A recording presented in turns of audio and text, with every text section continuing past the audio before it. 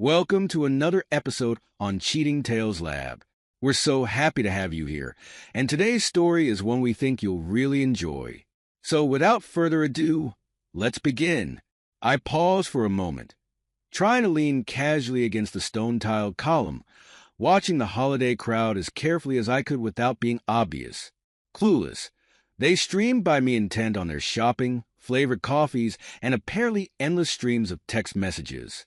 The familiar weight of my concealed sidearm pressed against my ribs, a comforting presence after weeks in Dubai, where I'd had to rely solely on my wits and hand-to-hand skills. Not that those skills had atrophied, if anything. The high-stakes cybersecurity job had honed my situational awareness to a razor's edge. I made it another 6 feet and managed to sit at one of the mall food court tables. I pulled a leftover soda cup in front of me, so it had looked like I had a reason to sit here. Any reason other than finding a quiet place to process what I just learned. The cold fury coursing through my veins made it hard to keep still, but years of training allowed me to maintain an outwardly calm facade. Everything had gone wrong, but I'd left at least one of them dead for sure. Probably two. My wife, Veronica, and her lover, Jonathan Blackwell, the notorious arms dealer known as the Phantom. Just thinking their names made my jaw clench. Somebody must have forgotten I'd been a Navy SEAL for years before climbing the ladder in the cybersecurity world. I'd been a damn good one. I'd left more than my share of enemies dead in my career, and now it looked like I might have to add 2 more to that tally. If they really were trying to kill me, they'd been sloppy. They had to have been. Arms dealers and their lackeys don't usually start shooting without identifying themselves.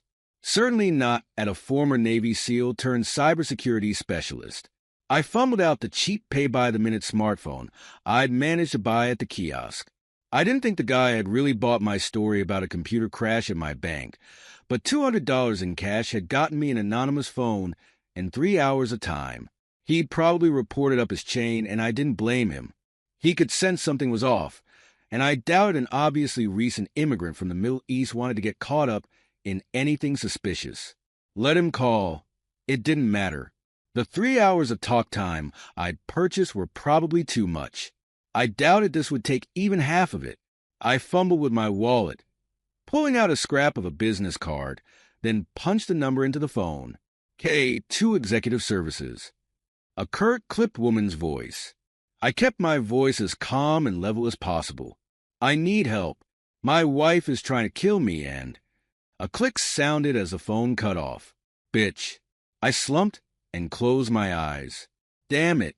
I couldn't even think of where to go next. This was probably it.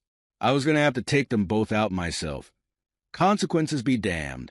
My phone buzzed in my hand. A text from an unknown number. All it had was an internet link. Nothing to lose. I went ahead and pressed it, and the phone promptly replied with downloading app. A long few seconds later, an icon appeared on the phone, an icon of a stylized K2. I pressed it, and the phone dialed. K2 Executive Services.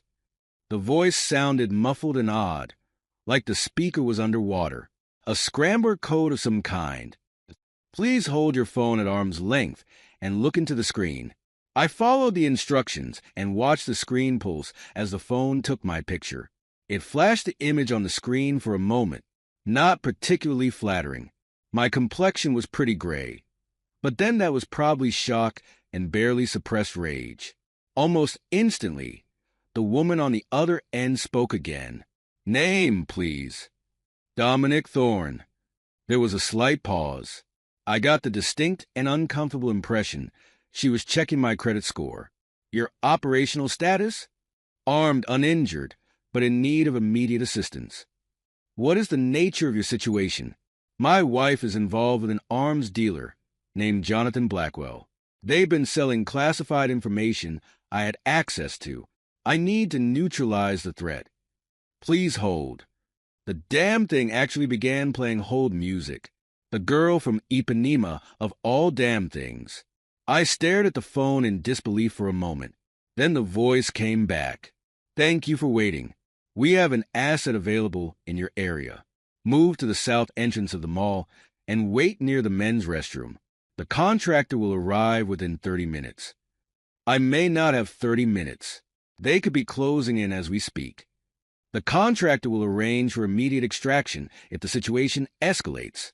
Do you require medical assistance? Negative. I'm combat ready.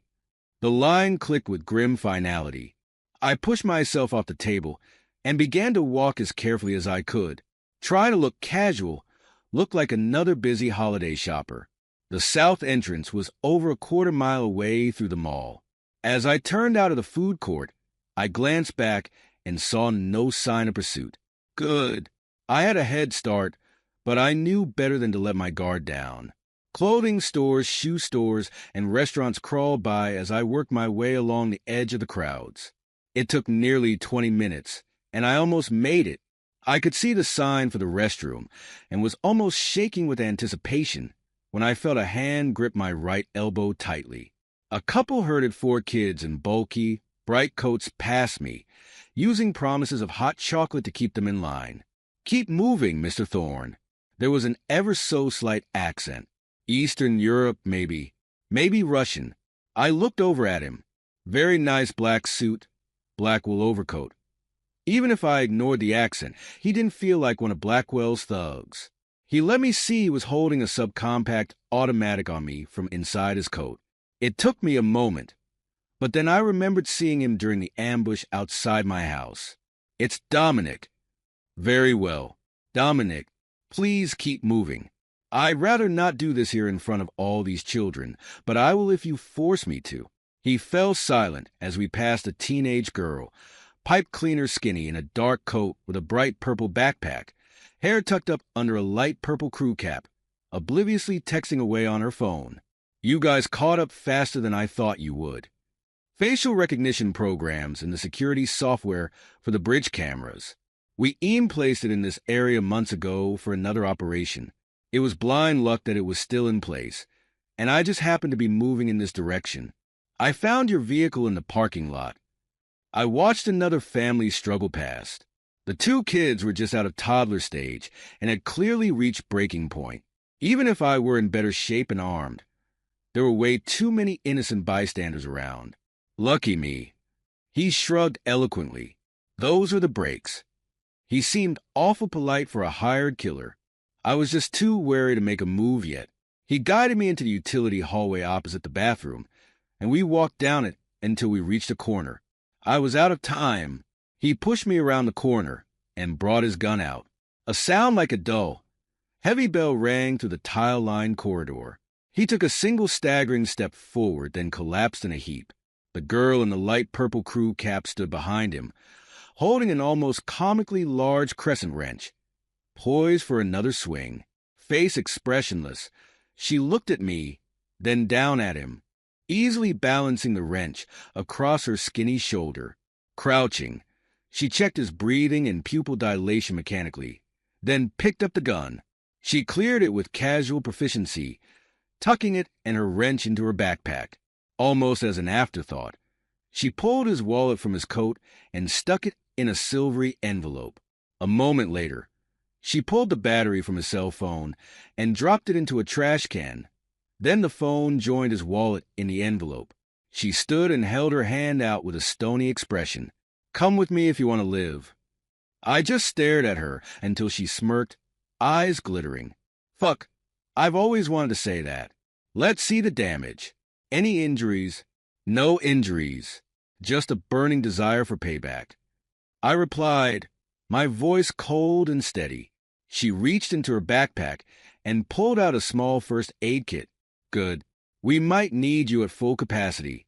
I'm your K2 contact. Call me Delaney. Pleasure. Now, can we get the hell out of here before more of Blackwell's goons show up? She nodded, a grim smile playing at the corners of her mouth. Oh, we're going to do more than that. We're going to take the fight to them. As we made our way out of the mall, I filled Delaney in on the details of my situation. The betrayal by Veronica, the classified information being sold to Blackwell, the attempt on my life. With each revelation, I could see a cold fury building in Delaney's eyes that matched my own. "So, what's the plan?" she asked as we reached a nondescript sedan in the parking garage. I slid into the passenger seat, my mind already racing with possibilities. First, we need to secure any remaining evidence. I have a hidden office at home with all the data I've collected on their operation. Then, we take the fight to them. No mercy, no quarter given. Delaney's grin was feral as she started the car. "I like the way you think, Dominic. Let's make these bastards regret the day they crossed you." As we pulled out of the parking garage, I felt a cold sense of purpose settle over me. Veronica and Blackwell had made a grave mistake in underestimating me. Now, they would pay the price, and I wouldn't rest until justice, my kind of justice, was served. The drive to my house was tense, every shadow potentially concealing an enemy. But Delaney's driving was impeccable, her situational awareness clearly honed by years of covert operations.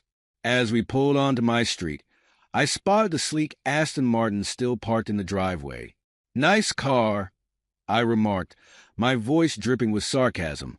Delaney's eyes narrowed. "Gift from a friend. I take it?" I nodded, jaw clenching. "Veronica's new toy from Blackwell. Guess he likes to keep his assets happy." We parked a block away and approached the house on foot, using the cover of darkness and neighboring properties to mask our approach. As we neared, I could see Veronica through the living room window, pacing nervously, phone pressed to her ear. "Looks like someone's getting antsy," Delaney murmured. "What's our play?" I considered our options for a moment. "We need that evidence. I'll create a distraction, draw her out. You slip in and secure the data from my office. It's behind a hidden panel in the study, third bookshelf from the left. War and Peace is the trigger." Delaney nodded, her expression serious. "And if she gets in my way, do what you have to do." I replied, my voice cold. "But leave her breathing. I want answers before this is over." With a silent nod, Delaney melted into the shadows, circling around to the back of the house. I took a deep breath, steeling myself for the confrontation to come. Then, with deliberate steps, I strode up to the front door and rang the doorbell. The look of shock on Veronica's face when she opened the door was almost comical. "Dominic? But how?" I pushed past her into the house, my eyes scanning for immediate threats. "Surprised to see me alive, darling? Sorry to disappoint." Veronica's shock quickly morphed into a mask of concern. "Dominic, thank God you're all right. I've been so worried. When I heard about the attack, Save it." I cut her off, my voice like ice. "I know everything, Veronica. About Blackwell. About the classified intel you've been selling. Did you really think you could keep this from me?" Her face paled, the facade crumbling. "You don't understand, Dominic. It's not what you think. Jonathan, I spat the name like a curse. First name basis with the arms dealer now, are we? How thoughtful of him to buy you that new car. I'm sure it wasn't payment for betraying your country and your husband." Veronica's eyes darted around the room, looking for an escape. "Please, just let me explain. You're in danger, Dominic. Jonathan has resources you can't even imagine." I took a step closer, my voice low and dangerous. "I've faced worse, and I'm not alone in this." A flicker of fear crossed Veronica's face. "What do you mean?" Before I could answer, a muffled thud came from upstairs. Veronica's head snapped towards the sound. "What was that? Is someone else here?" I grabbed her arm, preventing her from investigating. "Doesn't matter. You're not going anywhere, Veronica. It's time you face the consequences of your actions." As if on cue, Delaney appeared at the top of the stairs, a small hard drive clutched in her hand. "Got it. We should move." Veronica's eyes widened in recognition. You're the girl from the mall. Who are you? What are you doing in my house?" Delaney ignored her, addressing me instead. "Perimeter's still clear, but we shouldn't push our luck. What do you want to do with her?" She nodded towards Veronica. I considered for a moment, then made my decision. She's coming with us. Blackwell will be looking for her, and I want to know everything she knows. Dominic, please, Veronica pleaded, her voice trembling. You don't know what you're getting into. Jonathan will kill us all. I tightened my grip on her arm. He can try. But first, you're going to tell us everything. Every detail, every contact, every dirty little secret. And God help you if I think you're lying. As we hustled Veronica out to the car, I could see the reality of her situation finally sinking in. The woman I had loved, the life we had built together, it was all a lie. But I pushed aside any lingering sentiment. There would be time for regrets later. Right now, I had a mission to complete and a score to settle. Delaney took the wheel again, navigating us smoothly through the quiet suburban streets. In the back seat, Veronica sat silent, her face a mask of fear and resignation. I kept my eyes on the road behind us, watching for any sign of pursuit. Where are we going? Veronica finally asked, her voice barely above a whisper. Somewhere safe, I replied, not bothering to look at her. Somewhere Blackwell won't find us until we're ready for him. As the city lights faded behind us, I felt a grim sense of satisfaction. The game had changed, and now I was the one calling the shots. Veronica and Blackwell had no idea what was coming for them, and I intended to keep it that way until it was too late for them to do anything about it. The road stretched out before us, dark and full of promise. Whatever came next, I was ready. They had tried to destroy me, to take everything I had built.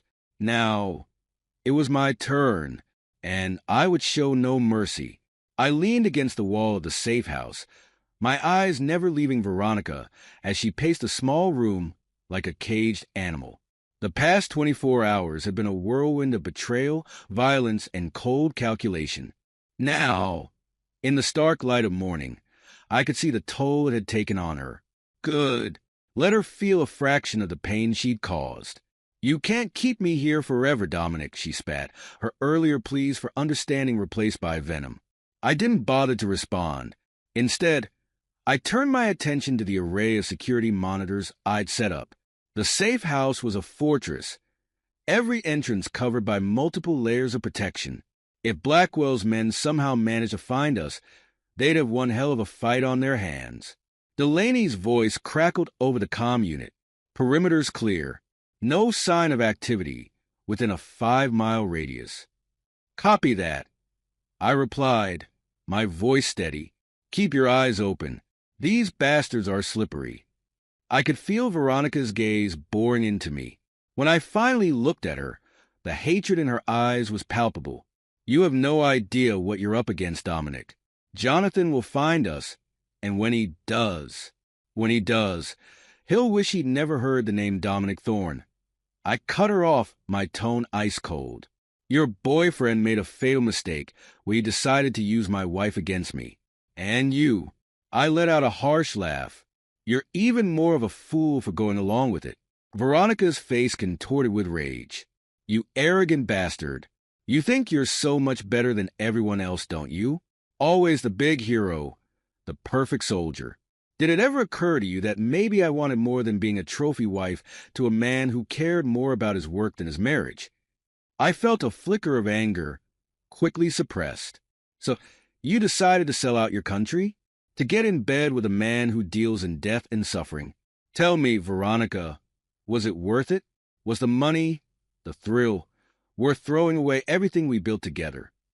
For a moment, I saw a crack in her facade, a flicker of doubt in her eyes, but it was gone as quickly as it appeared, replaced by cold defiance.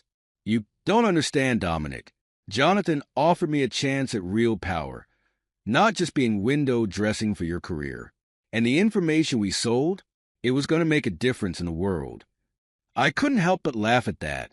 Oh, I'm sure it would have made a difference. More weapons in the hands of serious criminals, more innocent lives destroyed. You're delusional if you think Blackwell cares about anything other than lining his own pockets. Before Veronica could respond, my phone buzzed. A text from an unknown number. But I recognized the encryption immediately. My contact in the task force. We have a location on Blackwell. private island off the coast. Major arms deal, going down in 48 hours. I felt a surge of anticipation. This was it, the chance to take down Blackwell and his entire operation in one fell swoop. I looked back at Veronica, a cold smile playing at the corners of my mouth. Looks like your boyfriend's luck is about to run out. Her eyes widened in fear. Dominic, please. You don't have to do this. We can still work something out. I'll tell you everything I know, just don't go after Jonathan. He'll kill you. I stepped closer, my voice low and dangerous. No, Veronica. He'll try, and he'll fail. And when the dust settles, you'll both rot in a cell for the rest of your miserable lives. I turned away, already mentally preparing for the mission ahead. Veronica's pleading voice faded into background noise as I focused on the task at hand. There was no room for hesitation, no place for mercy. Blackwell and his operation had to be dismantled, and I would be the one to do it. Hours passed in a blur of preparation. Weapons were checked and double-checked. Intel was poured over, every detail of Blackwell's compound memorized. The task force assembled, a group of hardened operatives from various agencies, all united in their determination to bring down one of the world's most notorious arms dealers. As night fell, I made one final check of the safe house security. Veronica sat in sullen silence, all fight gone out of her. I felt nothing as I looked at her. The woman I had once loved, now nothing more than a stranger, a traitor to be dealt with. I'm leaving, I said, my voice devoid of emotion. When this is over, the authorities will come for you. I suggest you start thinking about how to save what's left of your miserable life. She looked up at me, her eyes red-rimmed and hollow. Dominic, I'm sorry for everything. I paused at the door, not bothering to turn around. Save it for the judge, Veronica. Your apologies mean nothing to me. With that, I stepped out into the night, leaving behind the ruins of my old life and embracing the cold certainty of the mission ahead. The journey to Blackwell's Island was a study in stealth and precision. Under the cover of darkness, our team approached in a specially modified submersible, its silent engines cutting through the inky water. The weight of my tactical gear was a familiar comfort, each piece of equipment a trusted tool in what promised to be a brutal fight. As we neared the shore, I signaled for the team to surface. One by one, we emerged from the water like wraiths, our black wetsuits blending seamlessly with the night. The island loomed before us, a dark mass against the star-studded sky. Alpha Team, sound off. I whispered into my comm. 4 clicks answered me, each representing a member of my assault squad. Good. Everyone was in position and ready to move. Bravo Team, status? In position and ready to provide overwatch, came the quiet reply. Our snipers were already in place, their high-power rifles trained on key points around the compound. I took a deep breath, centering myself for what was to come. This wasn't just about taking down Blackwell or avenging my own betrayal.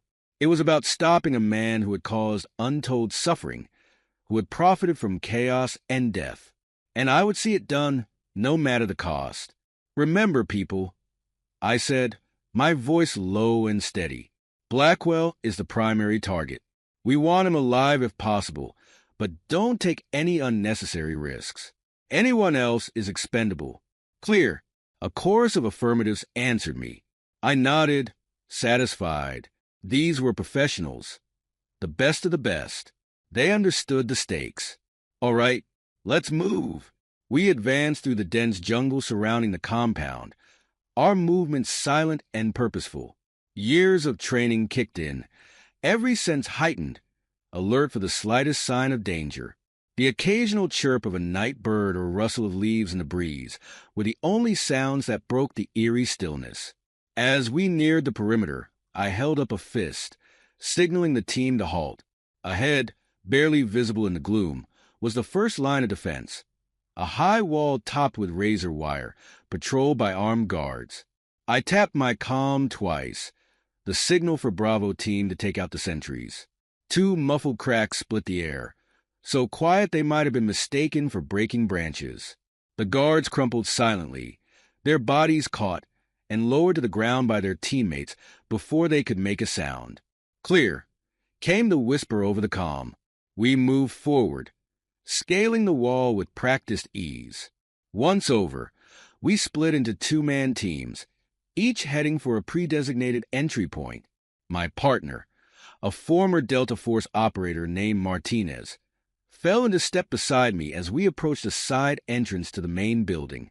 The lock was no match for Martinez's electronic bypass tool. Within seconds, we were inside, the cool air-conditioned interior a stark contrast to the humid night outside. I signaled for Martinez to take point, covering his advance as we moved deeper into the compound. The intel had been good. The layout matched our briefing perfectly, allowing us to navigate the maze-like corridors with confidence. As we neared the central area where Blackwell was likely to be, the sound of voices reached us, multiple languages, the clinking of glasses. The arms deal was in full swing. I tapped my comm 3 times, the signal to converge and prepare for breach. Within moments, I sensed rather than saw the rest of the team taking up positions around the room. We were in place, ready to spring the trap. On my mark, I whispered. 3, 2, 1, execute. The world exploded into chaos. Flashbangs detonated, filling the room with blinding light and deafening noise. We burst in, weapons at the ready, shouting commands in multiple languages. FBI, on the ground now. Interpol, hands where we can see them. Most of the arms buyers dropped immediately, stunned by the sudden assault. A few tried to resist, reaching for weapons, but were quickly subdued. In the midst of it all, I searched for one-faced Jonathan Blackwell. I spotted him near the back of the room, trying to slip away in the confusion. Not this time, you bastard. I charged forward, dodging panicked arms dealers and flying furniture. Blackwell saw me coming, his eyes widening in recognition and fear. He turned to run, but I was faster. I tackled him hard, driving him to the ground with all my weight behind it. He struggled, landing a solid elbow to my ribs, but I barely felt it through the surge of adrenaline. "It's over, Blackwell," I growled, pinning him face down on the marble floor. "You're done." He continued to thrash, spitting curses in multiple languages.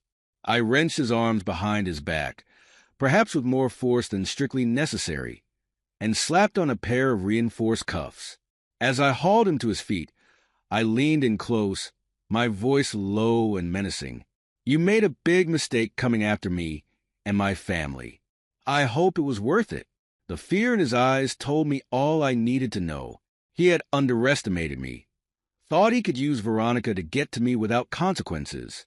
Now, as the reality of his situation sank in, I could see the dawning realization that he had fatally miscalculated. I shoved him towards Martinez, who took custody of the prisoner. Around us, the rest of the team was securing the other arms dealers and gathering evidence. The operation had been a complete success. As the adrenaline began to ebb, I took a moment to survey the scene. Years of work, months of personal anguish, all culminating in this moment. Blackwell's empire was in ruins, his buyers in custody, and a treasure trove of intelligence on global arms trafficking now in our hands. I felt no elation, no sense of triumph, only a grim satisfaction that justice had been served and a dangerous threat neutralized. There would be time for reflection later. For now, there was still work to be done. I keyed my comm, connecting to the task force headquarters. "This is Alpha 1. Target secured. I repeat, Blackwell is in custody. Operation successful." The response was immediate. "Copy that, Alpha 1. Excellent work. Extraction team is en route. Secure the site and prepare for debrief." I acknowledged the order and turned back to the task at hand. The night was far from over, but the hardest part was done. Blackwell was finished, and soon Veronica would face her own reckoning. As I moved through the compound, overseeing the collection of evidence and the processing of prisoners, I allowed myself a small, cold smile. They had tried to destroy me, to use me for their own gain. Instead, they had only sealed their own fates. Let them rot in prison, I thought. Let them live with the knowledge that they had brought this upon themselves. As for me, I had a job to finish and a life to rebuild, and I would do it without a shred of remorse for the choices I had made. The extraction went smoothly. Our team and our prisoners loaded onto waiting helicopters as the first light of dawn began to streak the sky. As we lifted off, I watched Blackwell's island compound recede into the distance, knowing that it would soon be swarming with forensics teams and intelligence analysts, combing through every scrap of information we'd seized. The flight back to the mainland was a blur of fatigue and post-mission adrenaline crash. I managed to catch a few moments of restless sleep, my mind still racing with the events of the past few days. When we touched down at a secure military facility, I was alert and ready for the next phase. Blackwell was whisked away for immediate interrogation. I knew I wouldn't be allowed in the room. Too much personal involvement, but that was fine by me. I had other business to attend to. I made my way to the command center, where the task force leaders were already assembling for a preliminary debrief. As I entered, heads turned, and I saw looks of respect and even a touch of awe on some faces. Good. Let them see what happens when you cross the wrong person. Thorne, the lead agent, a grizzled veteran named Harding, greeted me with a nod. Hell of a job out there. Initial reports are already coming in. Looks like we've got enough to put Blackwell away for multiple lifetimes, not to mention his buyers. I allowed myself a small, grim smile. Good.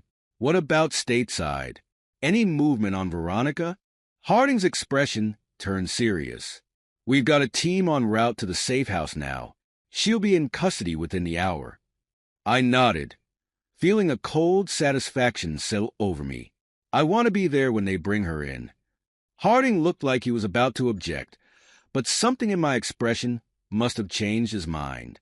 All right, but you're strictly hands-off, understand? You've done your part. Let the system handle the rest. I didn't bother to respond. We both knew that the system was often flawed, manipulated by those with money and connections. But I had no intention of taking matters into my own hands. Veronica would face justice, one way or another. The drive to the safe house felt interminable. By the time we arrived, local law enforcement and FBI agents had already secured the perimeter. I stepped out of the SUV, my body aching from the night's exertions, but my mind sharp and focused. As I approached the house, the front door opened. 2 agents emerged, Veronica between them, her hands cuffed behind her back. She looked small, defeated, nothing like the confident woman I had married. When she saw me, her eyes widened in a mixture of fear and something else, resignation, perhaps. I stopped a few feet away, my face impassive. It's over, Veronica. Blackwell's in custody. His entire operation has been dismantled. She said nothing for a long moment, just stared at me with those hollow eyes. Finally, she spoke, her voice barely above a whisper. What happens now? Now! I felt a surge of cold anger. Now you face the consequences of your actions. Treason, espionage, conspiracy. I hope it was worth it. Veronica's shoulders slumped. Dominic, save it. I cut her off. I don't want to hear your excuses or your apologies. You made your choice. Now live with it. I turned away, unable to look at her any longer. As the agents led her to a waiting car, I heard her call out one last time. Dominic, please. I'm sorry. For everything. I didn't turn back. Her words meant nothing to me now. The woman I had loved, the life we had built together. It was all ashes now, destroyed by her greed and betrayal. As the car drove away, I felt a weight lift from my shoulders. It wasn't over. There would be trials, debriefings, endless paperwork, but the worst was behind me. I had survived, had turned the tables on those who sought to destroy me, and I had done it without compromising who I was. Harding approached, a look of grudging respect on his weathered face. You did good, Thorne. Not many could have pulled this off. I nodded, accepting the compliment for what it was. What's next? He raised an eyebrow. Next, you've got about a mountain of paperwork to get through. Then I'd suggest a long vacation. You've earned it. I shook my head. I don't need a vacation. I need to get back to work. Harding studied me for a long moment, then nodded. All right, I'll see what I can do. But Thorne, take some time to process all this. It's been one hell of a ride. As he walked away, I stood there, watching the sun climb higher in the sky. Process it? There was nothing to process. I had done what needed to be done, nothing more, nothing less. Veronica and Blackwell had made their choices, and now they would face the consequences. As for me, I was ready for whatever came next. The betrayal had cut deep, but it had also freed me. No more divided loyalties. No more secrets eating away at me. I was a weapon, honed and primed, ready to be aimed at the next threat. The following weeks were a blur of debriefings, court appearances, and endless meetings with lawyers. I provided all the evidence I had gathered against Veronica, ensuring that she would face the full weight of her crimes. The divorce proceedings were swift and merciless. I made sure she wouldn't see a dime of our shared assets. Throughout it all, I remained focused, driven. There was no room for doubt or regret. Veronica and Blackwell had made their choices, and now they were facing the consequences. As for me, I was already looking ahead, ready for the next challenge. Months passed, and slowly, the dust began to settle. I found myself in a new apartment in Rome, the eternal city, a fitting backdrop for this new chapter in my life. The events of the past year had changed me, hardened me in ways I was still discovering. But I had also found a strange sort of peace. It was a quiet evening when my phone rang, the secure line I kept for official business. I answered without hesitation. Thorne. The voice on the other end was familiar. My handler from the agency. We've got a situation brewing in Buenos Aires. Need someone with your particular skill set. You interested? I felt a surge of anticipation, the familiar thrill of a new mission. Details, classified, need to know basis only. But I can tell you it's big, potentially bigger than Blackwell. I didn't hesitate. I'm in. When do I leave? Wheels up in 6 hours. I'll send a car. As I packed my go bag, I caught a glimpse of myself in the mirror. The man staring back at me was different from the one who had stumbled upon his wife's betrayal all those months ago. Harder, colder perhaps, but also more focused, more certain of his place in the world. I was no longer weighed down by secrets and divided loyalties. The betrayal had cut deep, but it had also set me free. Now, I was living as my true self, a warrior, a protector, a force to be reckoned with. As I boarded the plane to Buenos Aires, I felt a sense of anticipation building. Whatever challenges lay ahead, I was ready to face them head-on. My past was behind me, the lessons learned etched into my very being. And my future? It was wide open, full of possibilities and purpose. The plane taxied down the runway, gathering speed for takeoff. As we lifted into the air, I settled back into my seat, a small, determined smile playing at the corners of my mouth. The game was afoot once more, and this time I was playing for keeps. Veronica's betrayal, Jonathan's attempt to murder me was past. I emerged victorious in that battle, and the future seems bright and hopeful. This is where our story comes to an end. Share your thoughts in the comment section. Thanks for your time. If you enjoy this story, please subscribe to this channel. Click on the video you see on the screen, and I will see you there.